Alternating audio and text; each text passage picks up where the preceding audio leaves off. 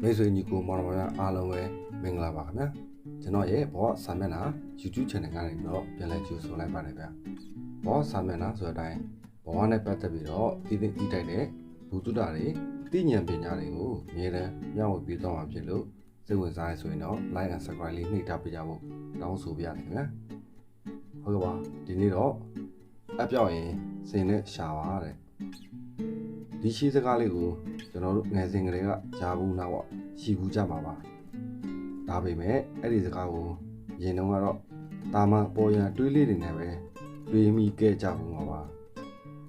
အကလေးတစ်ချောင်းပြောက်တာများ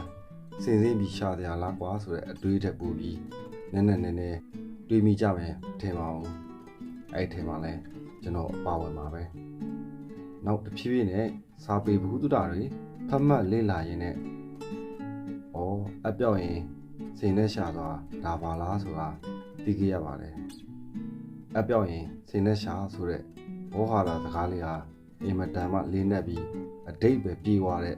ပညာရှိသူတော်ကောင်းတွေရဲ့စကားဆိုတာမိမိရဲ့အသိဉာဏ်မှာပုံမှုပြီးတော့ပွင့်လင်းသွားပါတယ်တကယ်တော့ဆိုတာကလူတွေရဲ့အသုံးဆောင်တစ်ခုဖြစ်တဲ့ဝိချုပ်တဲ့အက်ကိုဆိုလိုတာမဟုတ်ပါဘူးပညာရှိတွေပြောတဲ့အက်ကတော့လူတယောက်အတွက်နေ့စဉ်ကြုံတွေ့ကြရတဲ့လူမှုကိစ္စတွေများစွာတွေကမိမိမှာပြောစရာစကားရှိလာတဲ့အခါပြောအပ်မပြောအပ်သွားစရာကိစ္စတွေကြုံလာတဲ့အခါမှာသွားအပ်မသွားအပ်နေစရာကိစ္စများနဲ့ကြုံလာတဲ့အခါနေအပ်မနေအပ်မိမိတို့လိုအင်ဆန္ဒနဲ့ပတ်သက်လာတဲ့အခါလိုအပ်မလိုအပ်အစရှိတဲ့လူမှုဝန်ကျင်မှာနေ့စဉ်ထိတွေ့ကြုံတွေ့နေရတဲ့အပေါင်းများစွာတွေပေါ့ဗျာတခါတည်းမိမိတို့မှာလောက်အပ်မလောက်အပ်သွားအပ်မသွားအပ်ဆုံးဖြတ်ရခက်ခဲနေတတ်ပါတယ်အဲ့ဒီလိုအခက်ခဲကြုံလာရင်တနည်းအားဖြင့်အပြောက်နေရင်ခုနကပြောတဲ့စင်းဆိုတဲ့အရာနဲ့ရှားမှာပေါ့ဗျာစင်းဆိုတာကလည်းစင်ကောင်ကြီးကိုဆိုလိုတာမဟုတ်ပါဘူးနီးမှန်လမ်းမှန်တင့်လျောက်ပတ်တဲ့တွေ့တော်မူလို့ခေါ်ရမယ်စင်ကြုံလုံးတရားကိုဆိုလိုတာပါစဉ်းစားဆင်ခြင်နိုင်စွမ်းကိုဆိုလိုတာပါအပြောက်နေရင်တနည်းအားဖြင့်မိမိမှာလောက်အပ်မလောက်အပ်နဲ့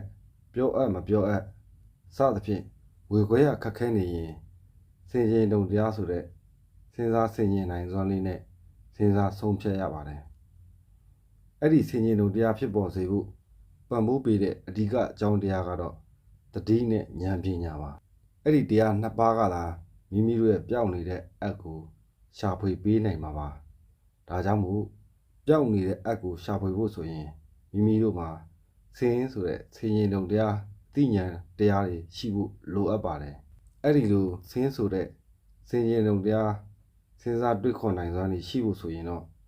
စာပေဘုဒ္ဓတွေဖတ်မှတ်လေ့လာရပါမယ်ဗုဒ္ဓဟောကြားခဲ့တဲ့ဘဝအနေထိုင်တရားတွေကို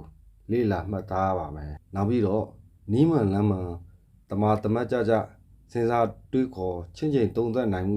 ရှိတဲ့ပညာရှိမိတ်ဆွေကောင်းတွေရှိရပါမယ်အဲ့ဒီနီးမှန်လမ်းမှန်တွေးခေါ်သုံးသပ်နိုင်စွမ်းဆိုတဲ့အခန်းကိုရှာဖို့ရမှာတော့မိမိတို့အနေနဲ့ကလျာဏမိတ်ဆွေသူတော်ကောင်းမိတ်ဆွေတွေရှိရပါမယ်ပညာရှိသူတော်ကောင်းဆရာများထံမှာကောင်းမြတ်တဲ့လေ့လာသိရင်မှုတွေလေ့လာစီးပူးမှုတွေပြုလုပ်ရပါမယ်အဲ့လိုလေ့လာသိယူနိုင်အောင်လဲနီးမှန်လမ်းမှန်တွေကိုလက်ဆင့်ကမ်းပြောပြဟောပြပေးနိုင်တဲ့လမ်းညွန်ပြသပေးနိုင်တဲ့သူတော်ကောင်းပညာရှိတွေကိုပေါင်းဖော်စည်းကပ်ရပါမယ်ပညာရှိသူတော်ကောင်းတွေနဲ့အဆွေခွင်မွန်းဖြစ်ရတာဟာမိမိတို့အတွက်ပြည့်စုံပံဘဝမှာရောတမလွန်ဘဝတွေထိပါကောင်းကျိုးချမ်းသာတွေကိုဖြစ်ပေါ်စေနိုင်ပါတယ်ဒါကြောင့်မို့လဲမြတ်စွာဘုရားရှင်ကအဆွေခွင်မွန်းကောင်းရှိသူဟာမြင့်မြတ်တဲ့ဇယိုက်လက္ခဏာမြင့်မြတ်တဲ့အကျင့်သီလတွေဖြစ်ထွန်းစေတဲ့ပိုပြီးပြည့်စုံစေတယ်လို့ဟောကြားတော်မူခဲ့ပူပါတယ်နောက်ဆုံးအနေနဲ့ကျွန်တော် channel မှာအမြဲတမ်းကြည့်ရှုအားပေးနေကြတဲ့မိတ်ဆွေညီကိုမောင်နှမတွေအတွက်ကောင်းမွန်သောမိတ်ကောင်းဆွေကောင်းတွေနဲ့တွေ့နိုင်ကြပြီးတော့တခါတရံမှာပျောက်နေတတ်တဲ့မိမိတို့ရဲ့အက်ကိုစင်စီးပြီးရှာဖွေတွေ့ရှိနိုင်ကြပါစေလို့ဆုတောင်းခါပြုရင်းအပြောက်ရင်စင်နဲ့ရှာပါဆိုတဲ့ဒီနေ့စီစဉ်လေးကိုဒီမှာပဲရန်နာလိုက်ပေးရစေခင်ဗျာအားလုံးကိုကျေးဇူးတင်ပါတယ်ခင်ဗျာ